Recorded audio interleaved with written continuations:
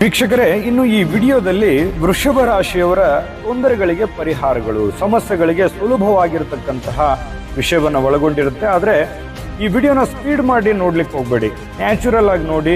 Already ನಾನು speed ಹೇಳಿರ್ತೀನಿ, ನೀವು ಸ್ಪೀಡ್ ಇಟ್ಟಾಗ ಅದರ ಒಂದು ನಿಜವಾದ ಅನುಭವ ನಿಮ್ಗೆ ಸಿಗಲ್ಲ ಅನ್ನುವಂಥ ಮಾತನ್ನ ಹೇಳ್ತಾ ನೋಡಿ. ವೃಷಭ ರಾಶಿಯವರು ಸದಾ ನಿಮ್ಮ ಅನುಕೂಲಕ್ಕೆ ತಕ್ಕ ಹಾಗೆ ಹೆಸರು ಬೇಳೆಯನ್ನ ದಾನವನ್ನಾಗಿ ನೀಡತಕ್ಕಂತಹ ಪ್ರಯತ್ನವನ್ನ ಮಾಡಿ.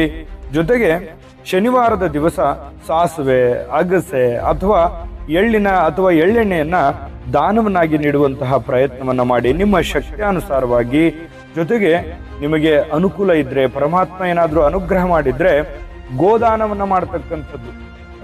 ಉಳ್ಳವರು ಶಿವಾಲಯ ಮಾಡುವರು, ನಾನೇನು ಮಾಡಲಿ ಬಡವನಯ್ಯ ಅನ್ನೋ ಹಾಗೆ ನಿಮಗೆ ಇಲ್ಲ ಅಂತಂದ್ರೆ ಪರವಾಗಿಲ್ಲ, ನಿಮ್ಮ ಶಕ್ತಿ ಅನುಸಾರವಾಗಿ ಮಾಡ್ಕೊಳ್ಳಿ. ಅಥವಾ ಪರಮಾತ್ಮ ಅನುಗ್ರಹಿಸಿದಾನೆ, ಕೊಟ್ಟಿದ್ದಾನೆ ಅಂತಂದ್ರೆ ನಿಮಗೆ ಅನುಕೂಲ ಆಯ್ತು ಅಂತಂದ್ರೆ ಬಡವರಿಗೆ ಗೋದಾನವನ್ನ ಮಾಡತಕ್ಕಂಥದ್ದು ಬಹಳಷ್ಟು ಒಳ್ಳೆಯ ಪುಣ್ಯದ ಫಲ ಪ್ರಾಪ್ತಿ ಆಗುತ್ತೆ. ಬ್ರಾಹ್ಮಣರಿಗೆ ನೀಡುವಂಥದ್ದು, ಭಟ್ರಿಗೆ ನೀಡತಕ್ಕಂತಹದ್ದನ್ನ ಮಾಡ್ಕೊಳ್ಳಿ, ಒಳ್ಳೆಯ ಫಲಗಳನ್ನ ಸಿಗ್ತಾ ಇರತಕ್ಕಂಥದ್ದು. ಪ್ರತಿನಿತ್ಯ ತುಪ್ಪದ ದೀಪವನ್ನ ಬೆಳಗಿಸ್ತಕ್ಕಂತಹ ಪ್ರಯತ್ನವನ್ನ ಮಾಡಿ. ದೇವರಿಗೆ ನೀವೇನು ಪೂಜೆ ಮಾಡ್ತೀರಿ ಸ್ವಲ್ಪನಾದ್ರೂ ತುಪ್ಪದ ದೀಪವನ್ನ ಬೆಳಗಿಸ್ತಕ್ಕಂಥದ್ದು ಒಳ್ಳೆಯ ಫಲವನ್ನ ತಂದು ಕೊಡುತ್ತೆ. ಜೊತೆಗೆ ವಿಶೇಷವಾಗಿ ನೀವು ಪುರುಷರಾಗಿದ್ರೆ ನಿಮ್ಮ ಪತ್ನಿ ಸದಾ ಒಂದಿಲ್ಲೊಂದು ದಾನದ ಒಂದು ಕಾರ್ಯವನ್ನ ಮಾಡ್ತಾ ಇದ್ರೆ, ಸತ್ಕಾರ್ಯವನ್ನ ಮಾಡ್ತಾ ಇದ್ರೆ ಪತಿಗೆ ಬಹಳ ಒಳ್ಳೆ ಫಲಗಳನ್ನ ತಂದು ಕೊಡ್ತಾ ಇರತಕ್ಕಂಥದ್ದು.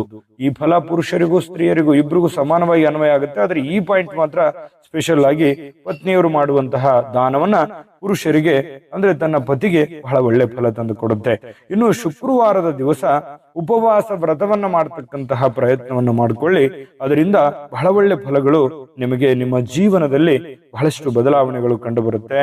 ಜೊತೆಗೆ ಈ ಹಾಲು, ಮೊಸರು, ತುಪ್ಪ, ಕರ್ಪೂರವನ್ನ ದಾನವನ್ನಾಗಿ ನೀಡತಕ್ಕಂಥದ್ದು ಕೂಡ ನಿಮ್ಮ ಒಂದು ವೃಷಭ ರಾಶಿ, ವೃಷಭ ಲಗ್ನದವರಿಗೆ ಬಹಳಷ್ಟು ಒಳ್ಳೆ ಫಲಗಳನ್ನ ತಂದು ಕೊಡ್ತಾ ಇರತಕ್ಕಂಥದ್ದು. ಇನ್ನು ಬಹಳಷ್ಟು ವಿಚಾರಗಳು ಇದಾವೆ. ನೀವು